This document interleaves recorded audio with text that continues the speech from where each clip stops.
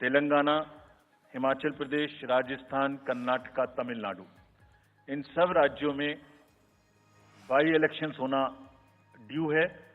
आज तक की जितनी भी वैकेंसी थी बाई इलेक्शंस की 26 की 26 हम पूरी कर रहे हैं ताकि हमारे खाते में कोई भी वैकेंसी ना रहे। और ये उसी फेज में होंगी जिस फेज में पार्लियामेंट्री इलेक्शन उस पर्टिकुलर इलाके में हो रहा है।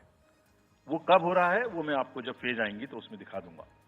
But all the 26 assembly constituencies will go to the by-poll so that during this election itself we can complete this entire process.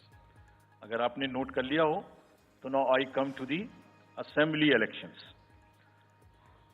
साथियों, 4 राज्यों में असेंबली इलेक्शंस जैसे मैंने बताया था जून में खत्म हो रहे हैं।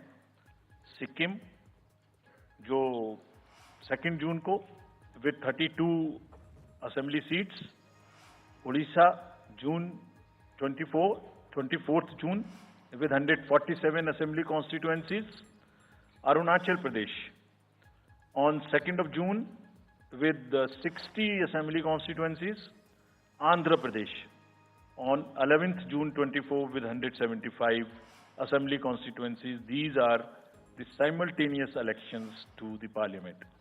They will be held simultaneously. They will also be held in the same phase where the parliament elections will be held. So now, when I tell you the parliamentary elections, then I will tell you. But in case of Andhra Pradesh, the date of issue of Gazette notification would be 18th of April 2024, और date of poll would be 13th May 2024. तो आंध्रा के case में notification 18 अप्रैल 24 को होगा और date of pole 13th May 24 को होगी।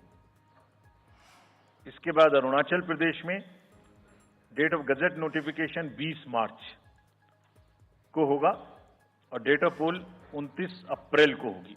20 मार्च को गजट नोटिफिकेशन, 29 अप्रैल को डेट ऑफ पोल।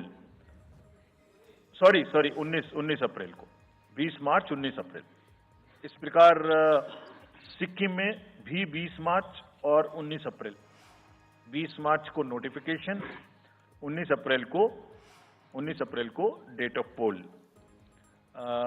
उड़ीसा में first notification, this will be conducted in phases, and first phase would be on 18th April and date of poll would be 13th May. 5th phase में होगा second phase of the assembly of Odisha 26th April and 20th May. Then 6th phase and 7th phase also Odisha would have the assembly elections. 6th phase being on 29th April and 25th May elections. ये सब आपके साथ में हम अभी share कर रहे हैं ताकि आपको लिखने में, रिपोर्ट करने में इसको आसानी हो।